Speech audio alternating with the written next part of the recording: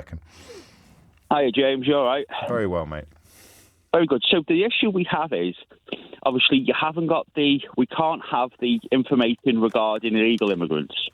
So I appreciate you've got the ones from the National Office of Statistics, and I'm not saying that's wrong, but we haven't got the full picture. So we don't know how many people are here illegally. So if the ONS revealed that zero net migration, you'd still be worried about the illegal immigrants? I didn't say I was worried. What so then? Terribly sorry. Sorry, go on. No, you're talking about yourself, or you're predicting the narrative of other people? Oh, both, actually. So at the moment, you see, the thing is, now, I know you said before that you represent some working people. I think you said that about 10 minutes ago.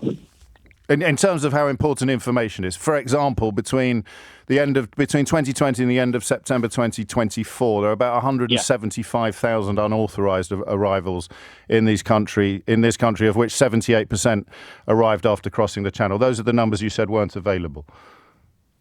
That's what I mean by giving. That's what I mean by giving people the information they need. Okay, so the thing is, though, overall, we haven't got all the information because they're here illegally. So the fact that they're here illegally... Yes, but you know when they reveal how many people have crossed the Channel in a small boat, you know how they get that number? Yeah, they count them probably. They do what? Count them probably. Right, and what do you end up with when you count things? A total. A number. So if you're saying, but there'll be loads that haven't been counted, that would also apply to the entire country. They're births that aren't registered. Well, you've got people coming in lorries and what have you. Not so much anymore, actually. They were pretty good at shutting down the lorry routes, which is why everybody started getting in the dangerous dinghies and risking their lives. Well, I mean, we'll never know, will we, really? Well, we have a fairly good indication because the measure is fairly reliable. And it's, of course, a fraction of the legal figures anyway. Even if you could count every single one hiding in every mythical boot and lorry in the land, we would have a tiny proportion of the overall numbers. But here is the massive... here's the massive official number, and here's Lewis saying, I don't really care about that. I care about the relatively tiny unofficial number. I didn't say those words, but I understand where you're coming Everyone from. heard you. Okay. So going forward, do you understand how some people, working class people, are concerned with immigration? I object to your use of the words working class. There are loads of posh people who hate immigration as well. I didn't say, sorry, James, I didn't say hate. There are loads of posh people who are very concerned about immigration as well. Yeah, they're probably off maybe for different reasons. So working class people may be concerned because of the jobs that we can do. Now, can you understand how that would be a real worry for working class people? Of course I can. Can you understand why you should be half as concerned today as you were yesterday? Can I not really know? Okay. Why not? Because the thing is, well, I'd still be concerned. For example, I mean, I work with my hands. I do quite a labour-intensive job. That's just due to... I'm not going to go into that situation it is now. If somebody came over to a building site from another country and they could undercut me because they haven't got a mortgage and they haven't got a family, can you understand how that's going to put me in a bit of a mess?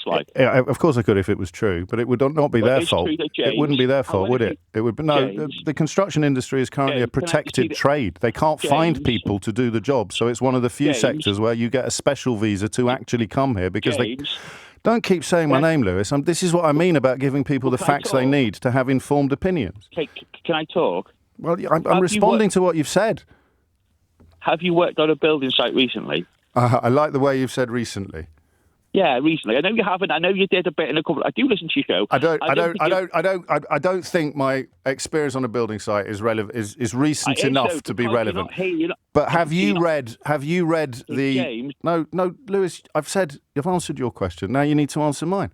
Are you aware of what the status of most elements of the construction industry is in relation to visa immigration? Yeah, we need plumbers, gas fitters, electricians.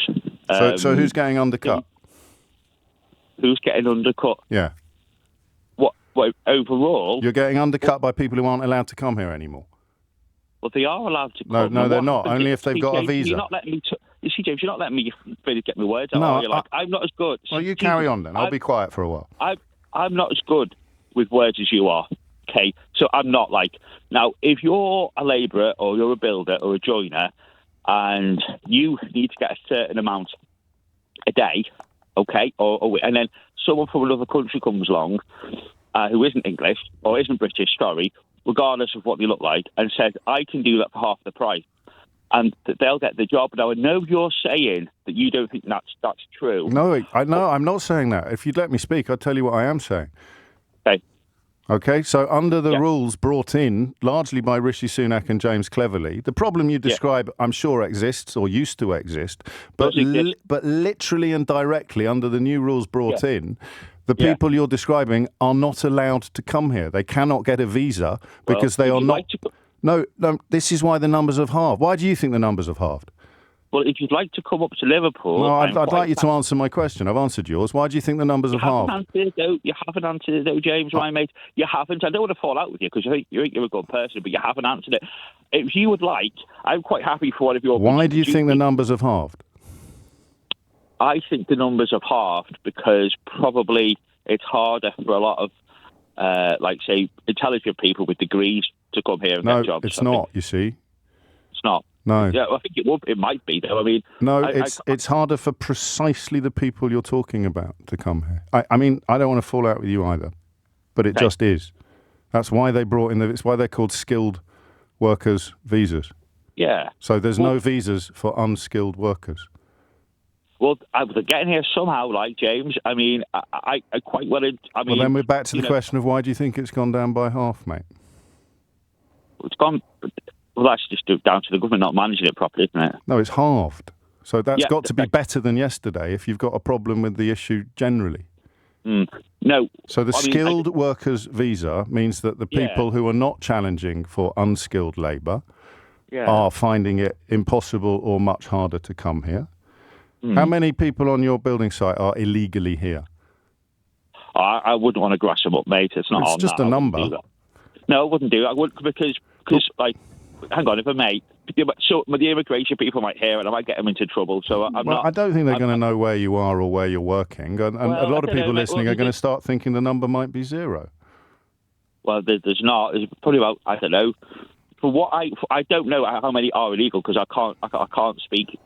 I can only speak English, but there's a few, it's about 15, I think. Okay, and you don't know whether they're legal or illegal.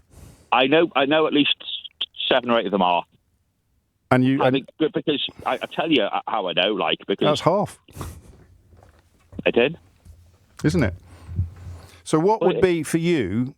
Yeah. And thank you for being polite because things can sometimes get a bit heated in these issues. Yeah, I respect you for that. You don't need to be rude, is there? No, exactly. Well, sometimes there is actually. I think we can both agree about that. But this is not one of those times. All right. What would be good news for you? So a record-breaking reduction in net migration. Laws already in place, which is, I mean, I'd say this politely again, in direct contravention of what you thought. I mean, the system brought in, and I don't like this system, but it speaks directly to what you've described. Unskilled workers can't come in anymore. It is literally impossible for them to get visas. So the phenomenon you describe has been directly attacked, directly dealt with.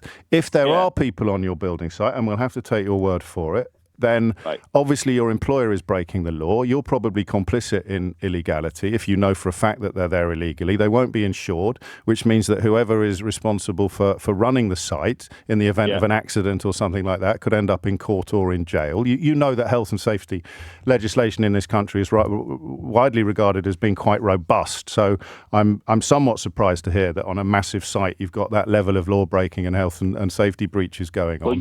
But even if it is going on, and there's a few people suggesting that perhaps it isn't, and if it is, why are you protecting them? But we'll leave that for now.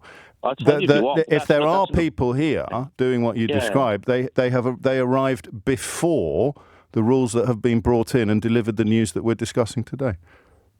They possibly could have done. I mean, they possibly... No, they must have done. Well, not must have done, but they are much more likely to have done than they would be before the rules were brought in. So I just want to know, what news would make you happy on a day like today? A news would make me happy would be, people, immigrants can come in as long as they're willing to work. Yeah, that's what's happened. as long as the will. See, this is the thing. You see, you're really good at talking, my mate. You can't keep saying that, Lewis. That's not fair. It's true. It's like you see, like it's like trying to talk to a barrister or a politician. No, it's not. It's trying to talk to someone who's got the facts and figures in front of him, which are available to absolutely everybody. So, what would be good news for you today? Wow. Good news for you today would be you can only really come here if you're going to work, and that is what has happened. That is one of the main reasons why figures. If you're going to work, if you're going to pay. So that's what's happened today. So that makes today good news. What else?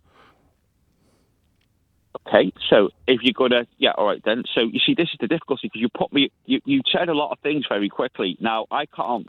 I just ask people very respectfully to explain the thinking behind their opinions, Lewis.